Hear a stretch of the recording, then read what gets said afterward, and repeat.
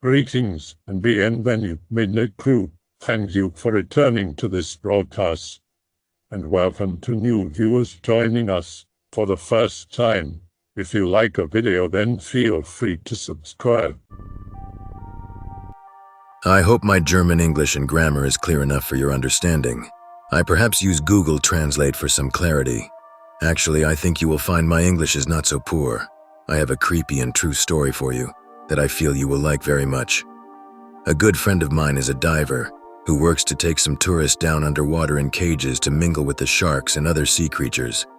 Recently, I drove him to pick up his car from his preferred auto shop in town, and he explained to me on the long drive this story which happened to him recently, which gave me the chills. There is a warning to the tale, so, for my part, I knew something was wrong immediately when I went to him. This makes sense in English, yes? When I drove to his house, the first thing I saw was that his garbage bins had fallen to the ground on the street, with rubbish spilled everywhere. The garbage truck has evidently knocked them over. Why has he not picked them up? Everything is a mess. I press the car horn to signal my arrival, and he finally surfaces with pale features and unshaven in his face.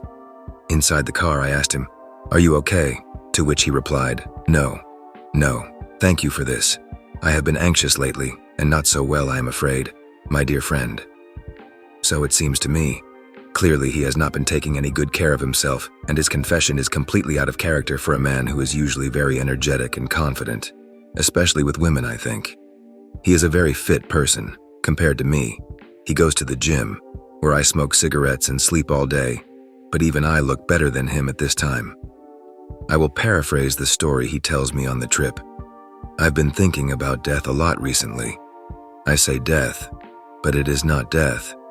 Rather on some abstract fear I can't explain, on some awful problem, some question I can't find the answer to, which plagues me day and night. Things have steadily gone downhill for me since something has happened with my job. Let me tell you what exactly it is that haunts me, and perhaps you can tell me what you think is the matter, truly. As a piece of background information to this story, my friend spends 6 months of the year on Norfolk Island, where he is employed to take the tourists on cage diving. It can be very intense and taxing. Sometimes he will work for 65 days without a day off. Some days may only be for a few hours, but nonetheless, it is not surprising for him to burn out occasionally. This is what I think it must be his problem, but he proceeds to tell me about this local urban legend of this very tiny island. It is not uncommon for people to return from cage diving on the island and to recount having seen strange things underwater. My friend experiences this firsthand on his journey out with tourists, and of course through talk from the other divers he works with. Often people will see giant sharks or giant sea creatures of all varieties which they will embellish upon. There seems to be an abundance of odd and near-deep sea life in and around Norfolk Island due to its location, so there are many genuine anomalies and real-life sea monsters to behold. However, the most common embellishment can surely not come from any true-life observation. That is, many divers will come back up to the surface panicked after their dives, altered by some experience of the fantastic underwater realms, not entranced by the euphoria of ocean life, but having witnessed something deeply off, they will gasp breathlessly, "There is a man down there." This is the urban legend of the island to which I speak. This man has his own folklore, and is known by many names including the drowned priest, or more commonly, the minister of the Sunken or Sunken minister. My friend, who has never seen anything abnormal in all his years of diving, puts the hallucinations down to 2 things. 1. Alterations of oxygen in the brain which are known to create lightheadedness and sometimes mental inclarity, and 2. Hysteria and collective hallucination, which he explains simply as, when people have heard a rumor of something, they are much more likely to hallucinate or think they see something which confirms that rumor than otherwise. The examples he gives are all the sightings of UFOs in America during the 1950s. This kind of collective hysteria that went on, once people heard about flying saucers, now suddenly every single shape in the sky seems to look like a flying saucer to everyone that looks at it. Same thing that happens under the water. If people have something in their mind, then it will more likely be confirmed by a certain collection of shadows, or things in the ocean that looks just like a man. Of course this is true, and he also says, why should we take the word of one person who hallucinates some person who is not there? Then we must believe every person who ever claims to have seen a ghost, or even stranger things. Of course, it is all purely psychological, we know this, but nonetheless these reports are very frequent. Because of high volumes of sharks and other dangerous sea life, it is illegal to go diving on Norfolk Island except with authorized company, and with a cage. However, sometimes the tourists will still find a sneaky way to go off and do it at night. It is through this that some of the strangest claims about the drowned priest are made. But even during the cage drops of my friends, some strange things have been foretold. Divers will often come up and say to him, "Who is the priest? I saw a priest swimming around down there." One time my friend dived with a tourist who was already aware of the urban legends of the sunken priest. He was down in the cage already when he had a panic attack and started lashing about. My friend had to take him up early, and when he got to the top he claimed that he has seen, swimming just below him, a man in a priest collar floating up towards him, and describes it like this. The body was so devoid of life, so flaccidly placed in the water, and yet somehow animated like a piece of claymation animation. The man only had holes where his eye sockets were, and some goop floating outside his eye like a soggy eyeball. His skin is rotten like it has been underwater for a long time. His legs are loose and dangle limply. His face is expressionless, eerie, but somehow serene. Then when the diving man lost sight of the priest, suddenly he felt a cold, clammy hand on his neck, and something latched onto him. He looks at his shoulder, but nothing is there. But still he can feel the cold hand on his neck, so he shakes and shakes but can't get the hand loose. What was it? Was it dead? There are many such stories as this, my friend hears them all the time. And to trace the true history of the story of the drowned priest, he tells me one must go back to some very old events, for Norfolk Island has an interesting history, which is itself tied up with the famous story of the mutiny on the HMS Bounty. You can read more about the mutiny yourself in Wikipedia, just as I did after I finished speaking to my friend. But in short, what happened is a ship that was bound for the island was mutinied by shipmates who wished to stay and enjoy the company of the local island girls. The Admiralty then sent another ship to capture the mutineers, and they were indeed detained and locked up in a makeshift prison cell called Pandora's Box, from source. March 1790. Captain William Bligh arrived in England and broke the news of the infamous mutiny on the Bounty. The Admiralty gave Captain Edwards, a cold, hard man devoid of sympathy and imagination, command of HMS Pandora. His orders: hunt down and arrest the Bounty mutineers. The 23rd of March 1791, HMS Pandora reached Tahiti, where he did find and arrest 14 or so bounty pirates who had stayed on Tahiti to enjoy the island's delights, chiefly its women. Before sailing from Tahiti, Edwards had an iron cage constructed on the aft section of the quarterdeck. Into this small space he confined the bounty mutineers. He secured his captives in a structure about 11 feet 3.35 meter long and 18 feet 5.49 meter wide, built on the quarterdeck. Admission to Pandora's Box, as Edwards called it, was an iron lid in the top of it, about 18-inch square. On the floor of it, midway between the walls, was a line of 14 heavy ring bolts to which the leg irons of the handcuffed men were secured. The 28th of August 1791.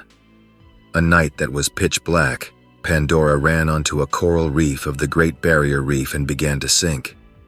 Edward's prisoners were chained and locked in Pandora's Box as the boat sank. Another part of the story of the mutiny is only recounted amongst the inhabitants of Norfolk Island, for it concerns the origins of the legends of the drowned priest. It is claimed that the ship Pandora had on it a lesser-known mate who was brought as the ship's priest, a very moral and upright man known as William Wessel. The priest believed that the mutineers deserved to be treated humanely, and advised Captain Edwards against the building of the Pandora's Box prison cell, which much angered the proud and arrogant captain, and there were reports of very loud arguments over the matter on the ship during a particularly stormy evening. Somewhere around the waters of Norfolk Island, Wessel mysteriously disappeared, and no account of him exists in the ship's log, though it is rumored in legends that Captain Edwards may have murdered him and thrown him off the ship, among the myriad reports of drowned priest sightings by tourists who go illegally diving at night.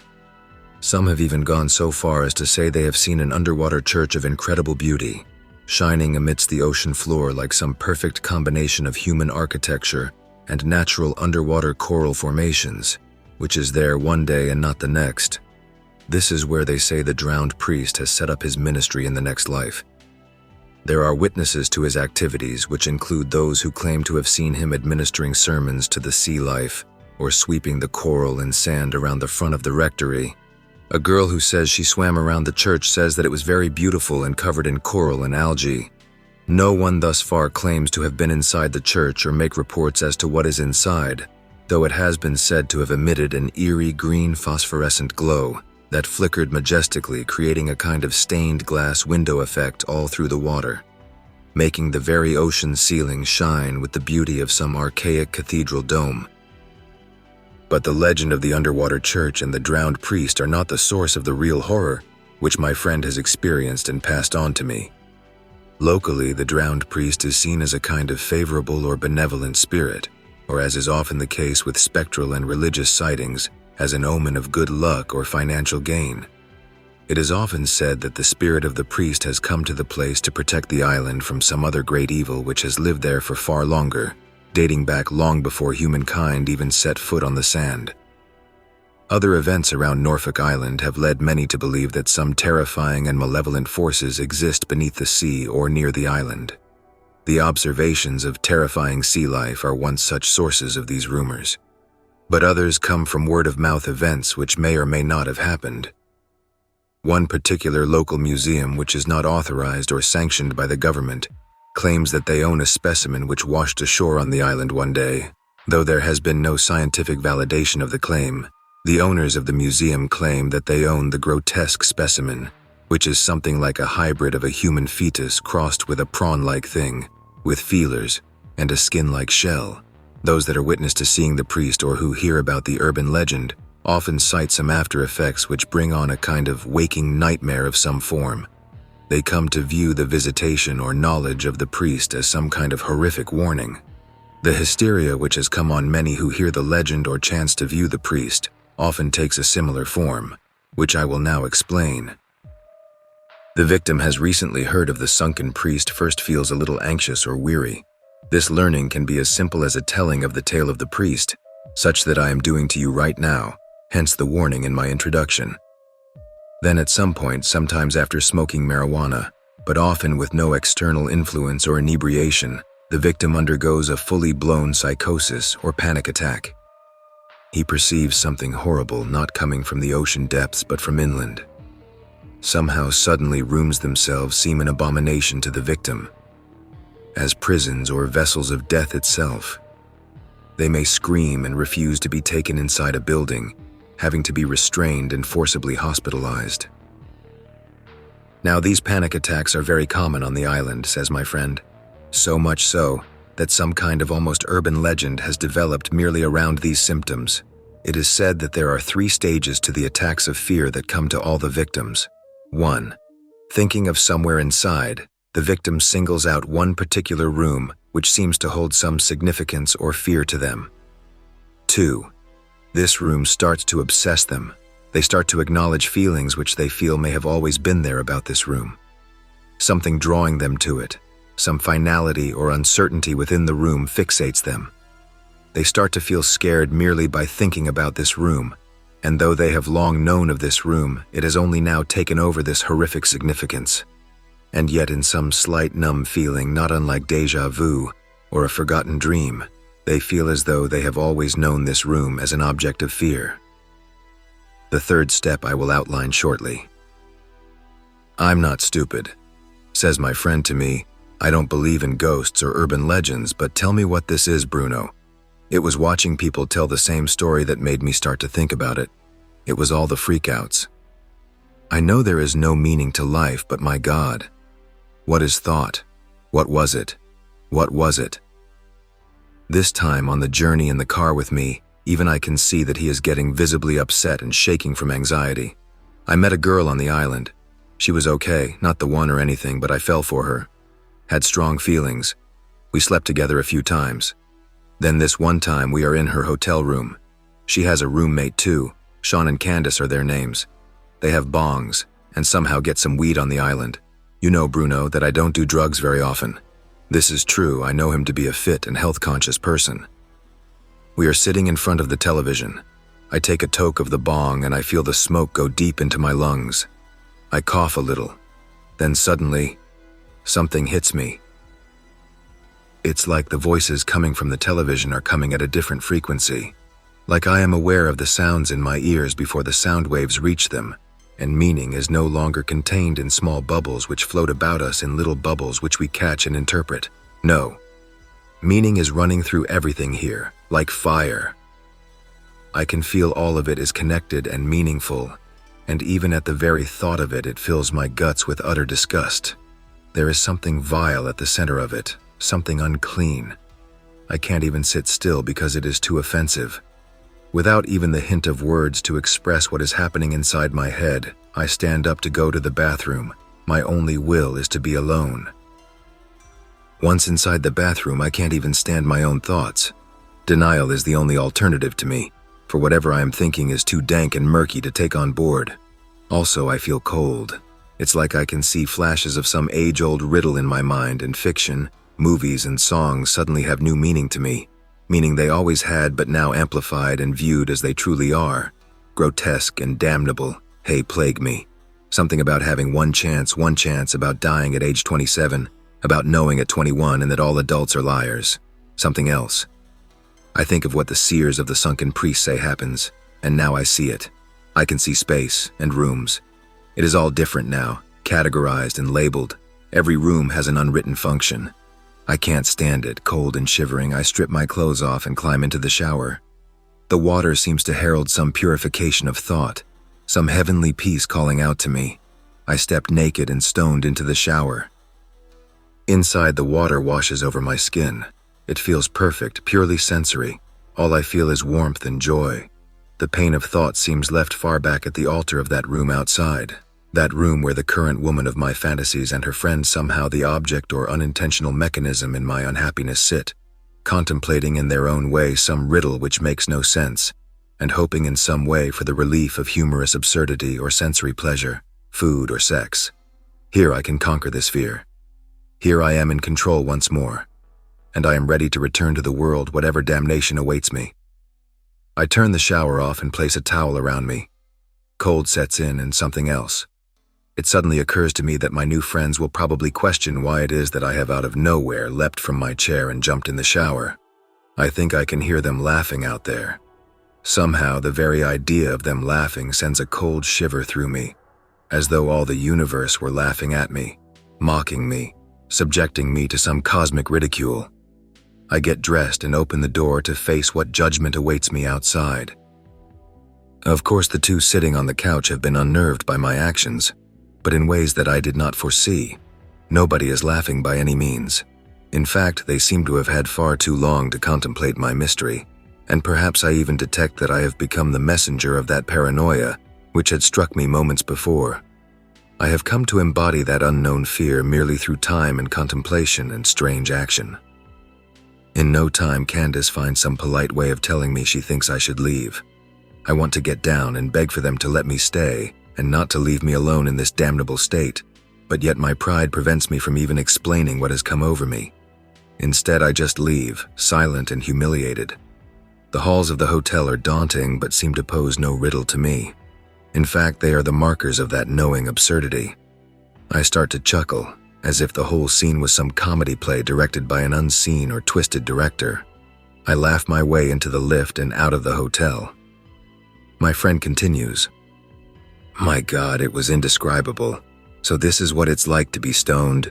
I don't know how people do it all the time. It's awful to me. And this is what haunts you? No," he goes on. "No, this was only something which brought on my awareness of the spaces, which made me think and observe. The true thing happened recently, after I came back home from the island, back to this land that birthed me. I am here sitting in my house when suddenly, that feeling comes back. The feeling from the urban legend, that indescribable thing, that waking nightmare. No, This thing is far worse than whatever madness the marijuana brought on me. That minor psychosis or silliness was merely folly on this thing, this living horror. My whole life first started to come by me, past relationships, friendships, regrets, and actions. Suddenly the haze of my own actions were lifted from their misty blanket. The past gives warmth to, and the cold terror of truth came crashing with them onto me like some devastating tidal wave, flooding over in the debris of my wrecked soul. Life seemed horrific to me. All past relationships seemed to mock me in their inability to function. Everything in this world is off somehow, isn't it? Designed somehow not to work. Entropy in the form of some magnificently infinite black hole that calls us ever onward into chaos. And then I saw the room. That room. I can still feel it. Right now. It's there silent but waiting. Like death. Calling me into it. A pigeon died recently outside my window. I can't bring myself to clean it up even though that smell plagues me. It has become a symbol of something larger, which I am powerless to confront. Something intangible is stalking me, Bruno. I tell him that I think what he is suffering from is merely paranoia itself, and that it happens more frequently than you would think, especially using certain narcotics. This seems to comfort him. Also, like you said, once an idea is planted into one's mind, one can almost manifest that thing. So it is with this room of yours. It's just a room, that's all. Finally, I dropped him off and let him out at the repair shop and he fetched his car. This ends part 1 of the story, but not the saga, and soon I tell you my part in this as well as the rest of this story. Of course you want to know. What is the third symptom of the red curse? This I will tell you on my return. Well, marijuana doesn't make you hallucinate. But what OP's friend was talking about feeling like after he smoked, I have seen people freak out like that before. And it has been known to trigger mental illness. Mental illness is right indeed. For so is the third symptom of the aforementioned devastating affliction which has suffered my friend, which for want of a better name local people of the island have labeled the red curse. These are the 3 stages of the curse. 1. Thinking of somewhere inside, the victim singles out one particular room, which seems to hold some significance or fear to them. 2. This room starts to cause an obsession for them. They start to acknowledge feelings of intense fear about this room. It draws them to it. 3. Obsession turns to madness, and then transformation. The time at the mechanic was actually the last time I saw my friend in person, and was about 6 weeks ago. Since this time, he has become increasingly reclusive, and though I have him as a friend on social media, where once he's shown confidently making jokes and gossiping with various people, he now only updates occasionally. Mostly his messages are not directed at anyone, and he is increasingly focused on conspiracies or sharing strange thoughts. It is very sad to watch someone once so popular retreat and become something else entirely.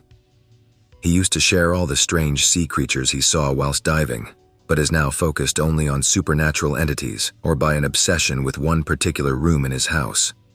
Along with his random messages which he sends, I have also spoken to him twice on Skype during these weeks when concerned for his well-being, and from this I have some insight as to how the last months have occupied him, as his slow tragedy ensued, and the once great homestead of my friend Ellis Vanderson started to sink like some storm-ridden old ship. He rarely leaves the house, and has confessed that certain matters of housekeeping have gone unattended, saying on one occasion that there had been rotting fruit sitting on his kitchen benchtop for an extended period of time, in which he blamed external forces, rather than acknowledging his own lack of cleanliness. At first, his updates would be short, manic statements of paranoia such as, "Something is following me," or sharing links about the government controlling people's brainwaves. It was me who introduced him to this board, as I thought it might help him to at least share his paranoia with a community who would appreciate it. However, I think instead of using it to communicate, it became more of a tool for his obsession with the unknown and supernatural fears. Early updates focused on mere short paranoid hallucinations of that kind. These updates were often one sentence and with no explanation, which gathered awkward silences on social media. A cold hand touched my neck again. I hear the voices in the wind. Today I awoke and found wet, gelatinous footprints of some kind going from my laundry to the back door. The footprints look human. I think I am getting closer. Around this time was the first time I communicated with him on Skype to try and gauge what exactly was going on with him. I thought, seeing as it was me who he had confided in already, then it might be much easier for me to bring some sense to him. He answered the call, only putting the viewer window on after much coaxing. Under his eyes were heavy-set dark circles, his pupils bloodshot red. "I haven't been sleeping," he explained. "Obviously not." He went on to tell me that strange noises had started to come from that room in his house at night. Something like the faint banging of drums, and whilst he mostly avoided the room out of some unexplainable and abject terror, when he did occasionally walk by it, sometimes he would catch some unwholesome frame in the darkness. A black, leathery face, with cold gray eyes, with wet-looking dreadlocks hanging down over its forehead, looking right through his soul, jolting shivers, and in reflex action he'd look again only to see shadow. He seemed to flip from one conspiracy to the next, unconnected theories that made no sense together, nor formed any grand picture, indicating to me only that he himself had no idea what afflicted him. Fear of fear itself is all I could find in his words. "Have you heard of the hollow earth theory?" he asked. "There was a guy who found a gateway in Antarctica and explored it. This is real. You can look it up. There are interdimensional beings in the center of the earth that communicate with us." Then suddenly, on another tangent, "Do you know about the lone gunman, a member of Deviant Art who vanished 2 years ago? Nobody knows what happened to him. His brother gave him a hard disk with files of 4chan members. Now I really regretted introducing him to 4chan. He was particularly obsessed with this story he learned from /x/ about this lone gunman guy disappearing, he said, because he felt he himself was going to disappear, and that the two events were somehow related. Then his ramblings got extremely strange. The feeder comes for me. I brought this on myself. Oh God, help me. In that room I smelled its presence. The temperature rises suddenly and the gateways are nearer than ever. It's the ancient feast of souls. The feeder. On Saturnalia, when the pentacle is removed from its scathe and those Arcadian gates of old are opened, time is an illusion. I tried to calm him down, but this angered him and eventually he took leave of our call. Now at this point I have to admit that even I am not immune to paranoia. The way urban legends work is that they feed on our fears, play on the uncertainty and the unknown until we can't help but wonder. Could it be? Of course, the first thing that happened when I heard the legend of the Red Curse was that, on being prompted for a supposed room of fear, one immediately popped into my mind. Is there anything surprising in this? After all, if someone tells you that you will think of a number, you will almost immediately think of a number. That's how magic tricks work. Now I am by no means getting wrapped up in the paranoid feelings of my friends, but I do confess that on hearing of the Red Curse, my immediate thought was this one particular room at work. It's a storeroom downstairs where I sometimes have a cigarette outside. I've never even been inside the room, but there you are. It worked on me, at least to a point. Rest assured, nothing has thus far happened in that room, nor have I had any hallucinations. My friend continues to send me updates about this missing lone gunman guy. I tried to do my own research on this but couldn't find much. Only spurious reports from 4chan about a guy who disappeared on the 21st of December 2012. My friend has become obsessed with these images the lone gunman is supposed to have found on a hard disk. He thinks they are a message from the last vestiges of good in the earth, whom he calls the Protectors. The updates got darker, more schizoid and stranger still. Found a segment of a prawn shell on my kitchen floor.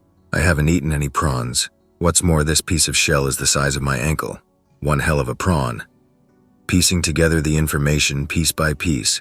This stuff goes very deep. Look up Project Monarch. I know how to face this thing, but I'm not ready for it yet. It all makes sense. For my part, I tried to do more research on this lone gunman guy and the images so I could make sense of him and hopefully win him back to sanity in my next contact. It seems this lone gunman was inducted into some kind of alternative reality game a year or so ago and came to believe that life was the illusion and the game was the reality. Shortly thereafter, he was never heard of again from his friends and acquaintances. It seems completely irrelevant to all of my friend's experiences, and I can thus far find no explanation for his obsession. 1 week ago, he wrote a particularly long status update which was enough to trigger the concern of Ellis's ex-girlfriend Amanda, who would finally go around to visit the poor man and witness the malady which finally dragged him under. I'll copy-paste this update next. That room is 84 degrees. I have a thermometer in there. Keep opening windows on my computer. Found the item with the black lab stamp. It was a small wooden statuette of the Easter Island head which I ordered 7 months ago, so all those pieces fit together as well. Keep seeing butterflies. Project Monarch confirmed. Some demonic statement on God's power. The Monarch? Ha ha ha. Come on, we're all under control. Those things don't want to be ruled. That's their statement. Don't know what form the feeder will take. I've been laying in my bed late at night and I start to see these hideous shivery black things, shadowy smoky things that walk on tall legs, and when the specks come over my eyes and the sleep paralysis kicks in, I can see through my roof and that hideous thing is on top of it. It's the center of all this negative energy. It's like the Sentinel, a billion waving tentacle things. It's like it's made entirely of eyeballs and teeth and tentacles, and all those little mouths are eating all the time. Some of its feelers are stuck to me and they must be attached to me all day, but I can only see them at certain hours, like demonic horns wrapped around my chest and neck and sending their evil manifestations into my brain. Maybe I brought them back from the island on the plane? They like it most when I'm in the bath. Mostly I can't see or feel them, but when I'm in the bath I can feel them swirling around my legs. It must be closer to the atmosphere on their planet. Presumably they want to change the atmosphere here, which is why they make us burn all the coal. They've been with us for thousands of years, but that's like seconds to them. The protectors tried to warn me, but I misunderstood their message. That room, the fear, was what brought them. They fed on it. It's like air to them. The more they're here, the more the atmosphere itself becomes like a cold cloud of pure fear. I thought the warning was that the room was drawing me to it, that the room was where I would die. But no, that's where they are coming from. And so then I had my last Skype conversation with my friend Ellis. I called him and tried to engage with him straight away. I read about the gunman. Sure, it's pretty weird, I said. Huh? Oh, right. He no longer seemed to care about the fate of some unknown person on the internet, for his own tragedy had become too immediate. He looked worse than I'd ever seen him. Something around his neck was puffy like he had the flu, and there seemed to be nothing behind his eyes. I got the feeling of staring into them, of being alone, of staring at the ocean. He told me that he had cemented his final plans to confront his latest enemies, who he was now calling the slaves who called master to any who would bestow power on them. He was convinced that his house had become haunted with some hideous ex-human life form, green-skinned rotting pirates or barnacle-covered Rastafarians of some kind, who answered to this entity called Feeder, who had come from space, and that his time was running out.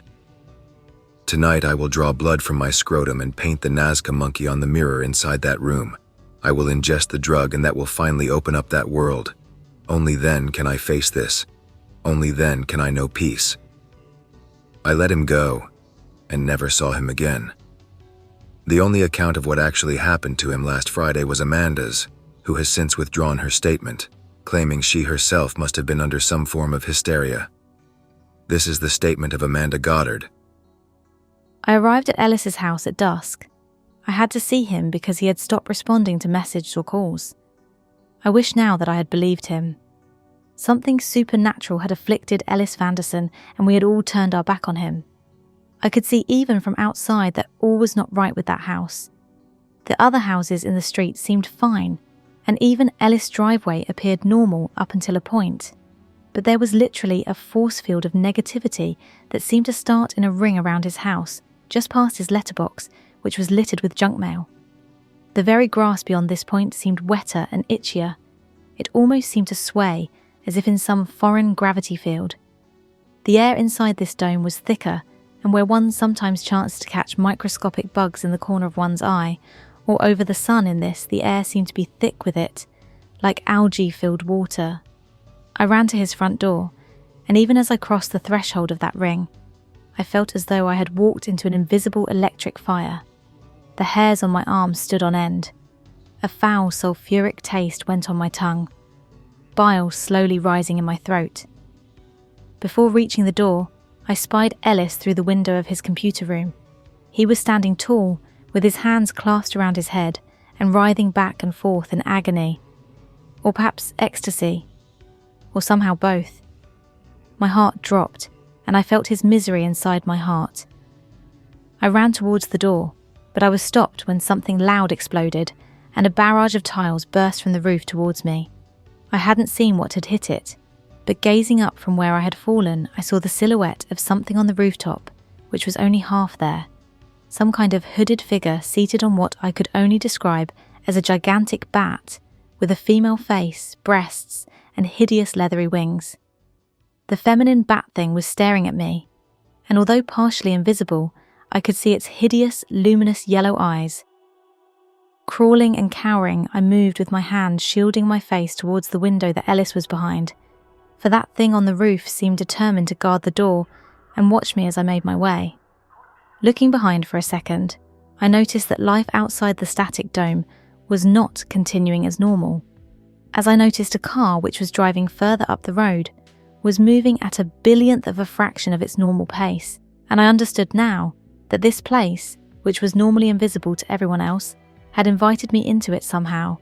For what purpose I know now. Perhaps it wanted me to see what cruel fate befell my ex-boyfriend. I banged on the window and screamed to Ellis, but no sound seemed to come from my mouth or from the glass, and only out of chance did Ellis turn his head and see me. He looked up startled and more animated than he had been in months. He started yelling excitedly at me. His voice was muffled, but I could still make out his words by lip reading. His finger pointed at the computer screen, where I could see an open window of some video. The video was crackling with static that seemed to emanate from around the whole room. Here I touched the glass for a longer period and noticed how hot it was, like touching a stovetop. It scorched me. Ellis pointed again at the screen and seemed to yell, "They came from there!" and then laughed, a strange, terrified laugh. Looking back, I could just make out a figure walking around on his computer. It seemed to be stalking through various different windows on his computer, as though he was looking at CCTV of some unknown hallways. The figure was tall, with a white face. He had a red tie and suit, and strange black vestiges waving which seemed to be attached to his back. A pulse wave seemed to run through everything, as though the electric force field I was in had had a sudden power failure, and things grew darker and quieter. My ears went dead, like when you were in a plane reaching high altitude. Another figure suddenly entered the room and grabbed Ellis by the scruff of the shoulder. I could see no face, for the figure was wearing a mask. He also had a suit and trilby hat. Ellis turned to me as the figure dragged him out forcefully, and putting his hands to his face in a bowl-like motion of someone calling out long distance, he seemed to yell, "It's better to burn out than to fade away." And something like a smile forged over his face. I think it was his last moment of joy and his appreciation of someone dear to him who had come to see him at his metaphysical deathbed. But the smile soon transformed back into such wretched agony as to make the stars themselves weep and snuff out their own light. Without warning, there was a mighty crash, and in a split second, something the size of a car and with something like the appearance of a giant mollusk smashed through the walls from the right, grabbed hold of the masked man, and seemed to pull him off Ellis and out into a vast abyss to the left. Whoever the masked man was, he seemed to be an enemy of the horrid creatures, but the worm-mouthed mollusk pulled him out of sight. With this explosion, strange coloured light seemed to emanate from inside the house, as if Ellis's very house had started to implode from the inside like some kind of earthly supernova. Ellis's furniture blew back out into oblivion behind him, and everything was sucked out beyond piece by piece. Ellis was on his knees now weeping, and seemed to have lost sight even of me. Behind him, some indescribable vision of something impossible to describe. What I saw looked like a junkyard of worlds, a strange amalgamation of impossible space, collapsing on itself over and over again. with an array of bursting colours the likes of which we mortals have never seen. I caught flashes of living things within there, and soon came into focus what I could only describe as a minotaur sitting on a golden throne. The very fabric of the inside of Ellis's house had turned into some unrecognisable liquid goop which pulsated like some alien lava. It was literally a lake of fire, and the flames began to roll over Ellis like he was nothing more than a toilet paper roll which some vandal teenager was setting alight merely for joy of the sport. The Minotaur pulled some alien textured lever on the armrest of his golden throne, and with this a bright rusted cage descended quickly down onto Ellis, imprisoning him within.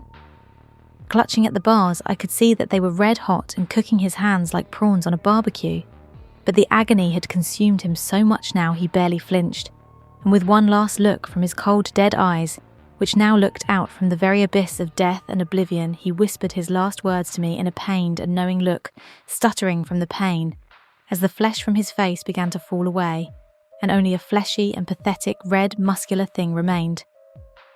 "The quay that marries the loch."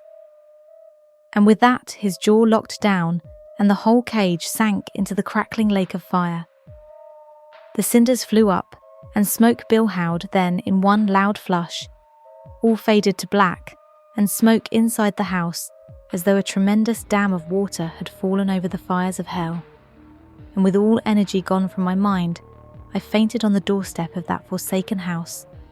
And even in sleep I know no peace from whatever cruelty still haunts me in nightmares of the strange and horrible fate which befell my poor love, those events which foretold of the extinction and damnation of one Ellis Vanderson.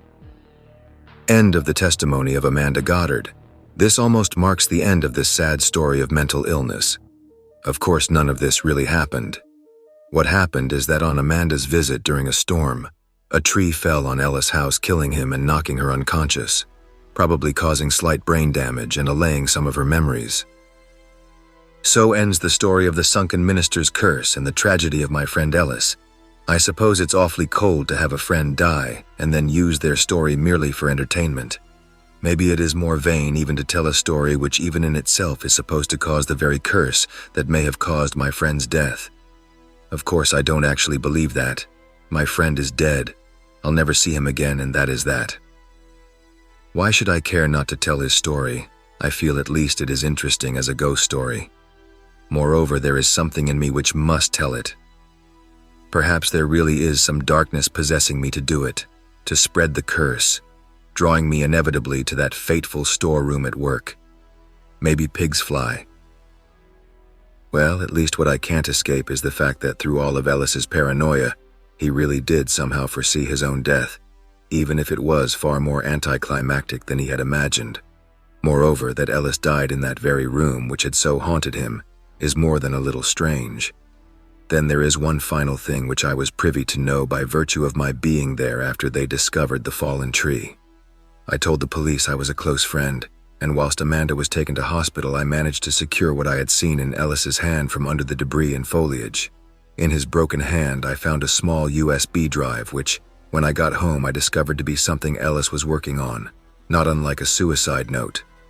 It was for my eyes I was able to read Ellis' last coherent thoughts to the world, which I will copy-paste for you now. Worthlessly, I surrendered to the unnameable forces which seemed determined to eclipse my happiness.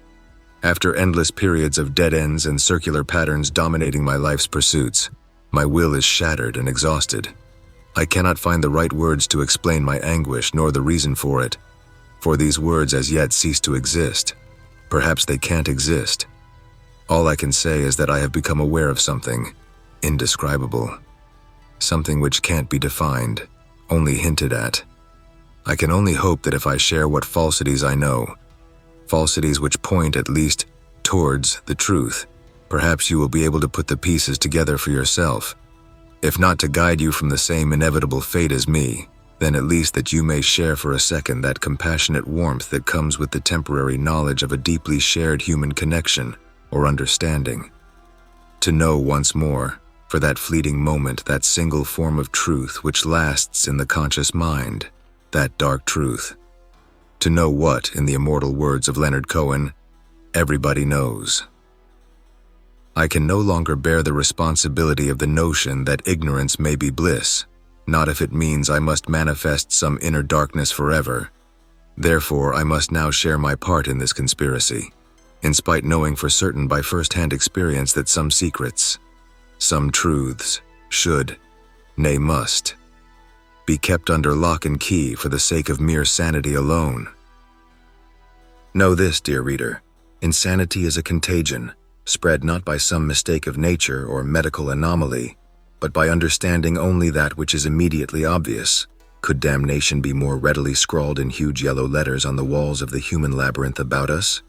Or more often be spoke of in soft, maddening words every night on the 5 o'clock news? Could it be less displayed in every book and work of art of human creation, in our myths and religions, inside even our own minds? The most instinctual sensation we have about this putrid and absurd existence which we have the audacity to call life is correct, though we try for the most part to suppress it.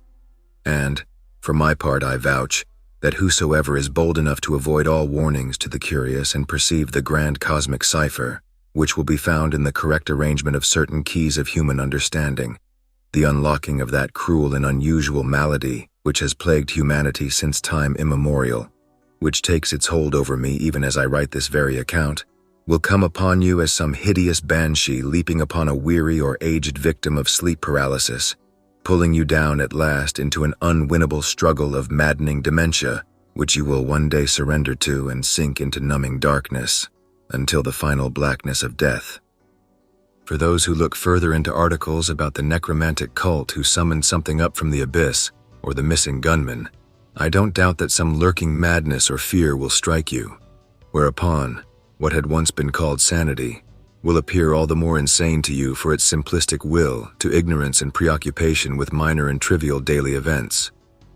Perhaps most horrifically, the state of understanding this disgusting trauma will be known unto the seeker only in complete truth when laughter and screams of terror become blurred into the one spasmodic sensation of soul-ecstatic relief from knowledge of those horrors unfathomable, which once learned cannot be unlearned. Every pessimistic impulse that a natural disaster inspires within us, a suicide or a car accident, a lone weary groan from a dementia patient in an old person's home, is only the tip of that host of unholy terror which waits to strike us at some future moment, like a lion stalking its volatile prey with cunning and maleficent joy, if only to toy with us like that feline species toys with its food, to strike finally when we are alone in our deathbeds and savor our unheard prayers and vain hopes for deliverance and redemption.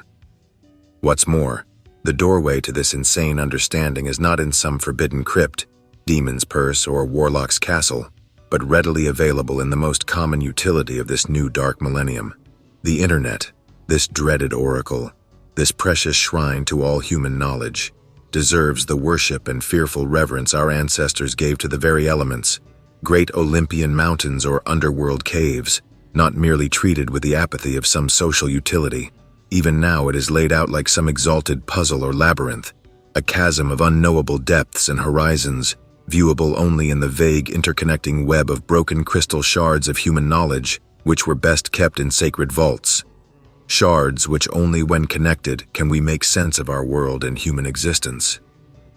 Now its cracked glass ceiling stands like a mausoleum at the funeral of mankind's self-progress and his very quest for knowledge. This rooftop which will one day bring on this fated and wretched day of apocalyptic human ignorance to some new darkness more powerful than man. Talk of singularities or nuclear Armageddon, I know not why. What comes down in the form of what scientists call entropy must surely be the same black chasm that all human apocalyptic prophecies that had any merit had warned of, if we were only smart enough to perceive it or remember it when it is most important. If we were wise, that apple on the back of our laptops and phones ought to be burnt into the very retina of our mind's eye, as sure as the apple of Eden and its forbidden knowledge, or the fruit of the Norse tree Yggdrasil which was burned in our mythical forebears. Nay, we should be wearier of even darker fruits from even darker days of Neanderthals, apes, dinosaurs, and blast knows what other creatures spawned by the trawling blind chaos of our past, and know that the future holds the same catastrophic and chaotic journey onwards, forever headlong into the abyss. Here into the future, as into the past. Here, even now, the archetype of the old tree of knowledge seems becoming more like some dark web of an unknown evil spider who lurks amidst all things, waiting to strike. A mechanical vault of some future machine god already too vast for any humans to correlate the darkness that lies within it. That fruit of knowledge, whatever tree it is picked from, will still turn acrid and putrid in our mouths like chunks of milk drunk past the blessed life force the cow bestowed on it, and that which nature upon its own will turns into a foul abomination, capable only of revolting the very senses and one's faculties for appreciation.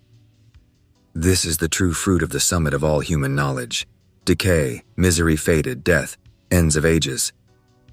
I too was tempted by the sweet scent of forbidden knowledge, a chance to understand that which, to humanity, was meant to remain a secret. In such short time I heard of that book in internet folklore, and so quickly I journeyed down a silvery path of glittering promise, a vague hope to live inside my own fantasies and lucid dreams. The Book of the Key and the Lock, also known as the Book of Loki, or the Book of Lucifer, was the name of the fabled tome which I chanced to read about on some web forum. The book was claimed to contain within its pages the knowledge of all things, all secrets past, present, and future. Rumors throughout the long ages told that it was carried by the wicked sprites and machine elves who live in the fairy matrix beside our world, who loved so dearly to tempt humanity with the pleasures that lie within it. In Asia, it was known as the Book of Leng, and was prophesied, just as in the West, to give the reader of it a chance at fame, fortune, and immortality of a sort. No claimant had before called to ownership of the book, and most viewed it purely as legend or fable. Like most magic books, the notion was scoffed at by the scientific and rational modern world. What is magic after all but science that we simply don't understand? But when I found the book, finally understood its allegory, it was that wickedness within all things that laughed at me, and my delusions of scientific rationality. My knowledge of that cult who made a splash over the web waves with mischief came not until a week before my revelation. Yet that group who were supposedly the guardians of that many named and forbidden tome, but which were actually its accidental carriers, were ignorant even to the real truth of it. They at least understood the butterfly effect of viral fear, which once was only theory, but has now become reality in the form of this new medium. The butterfly existence is now an observable social phenomenon, a sea of interconnectivity which absorbs and manifests and spreads hate and fear more than any previous mob mentality or mass hysteria could ever hope to sodomize or sully human culture. Social media is sodomized culture. It is Sodom and Gomorrah of the personality. There is no left wing or right wing anymore, but rather we are all cells in some hideous and writhing slug or ancient organism whose every will is soldered to the collective will of that loathsome, aimless, flailing organism. Grandfather was an avid fisherman, and he tells this one often. Fishing with friends south of the Gulf of Mexico in Bay of Campeche around island chain called Cayos Arcos. They're barely islands, but more of sandbars and cays with large reef around them. One of the boatmates is an avid sailor, and even he's nervous around shallow sandbars. They choose to anchor within sight of the largest sand cay, small island. The first day everything goes smoothly, and my grandpa passed out early with all the others excluding one. It's the avid sailor, let's call him Chaka. Grandfather gets woken up to loud banging as Chaka throws open the cabin door excitedly. Chaka starts saying he heard faint calls coming from the direction of the cay, and they sounded like they needed help. Everyone gets up and checks the radio, letting out a message asking if anyone is in the area and needs assistance. My grandfather was using the basic sonar on the boat and was not picking up any other boats within audible distance besides a few larger vessels closer towards the mainland. A barge on the radio says they're fine and they haven't heard any distress calls, but will stay vigilant listening. The sound gets chalked up to wind and everyone goes to sleep. The crew chooses to move up the small island chain for a new spot and maybe some luck. Up late that night, a few hours after midnight, and the moon has stopped giving off much light. Everyone hears the sound. Muffled sounds like a crash and shouts. Run to the radio and sonar. Sonar shows no nearby boats. Radio sounds off the same as last time from a large vessel saying they've heard no calls but will stay listening.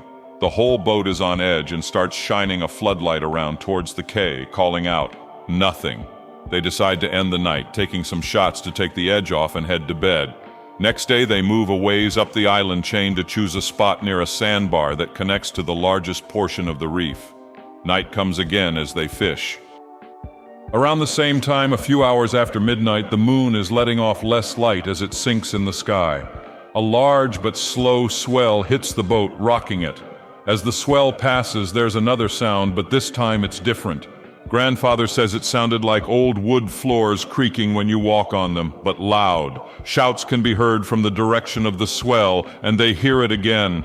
It's the crash sound from the previous nights, but this time it's much closer, and it sounds like splintering wood. The shouts are much louder and frantic now as Chaka rushes towards the floodlight. The men are calling out, but there are no replies, just indiscernible, frantic shouting.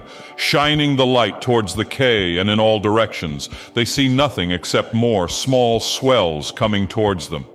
Within 5 minutes, it all abruptly stops, just the sound of lapping waves upon the small fishing boat's hull. My grandfather describes it as his ghost ship experience, and in the research I've done, it's most likely a Spanish ship that left Veracruz for Cuba that got off course and in the dark of night ran aground upon a sandbar and became marooned. There's no shipwrecks in the area, so maybe there was survivors or a salvage mission, but who knows? It's super creepy. It happened 3 nights in a row, though. Maybe it's just cursed repeating its fate every night at the same time. I hope that you enjoyed tonight's broadcast. If you enjoyed tonight's story, then please subscribe to the channel as more green texts will appear daily. A new broadcast will appear when the clock strikes midnight Central Time.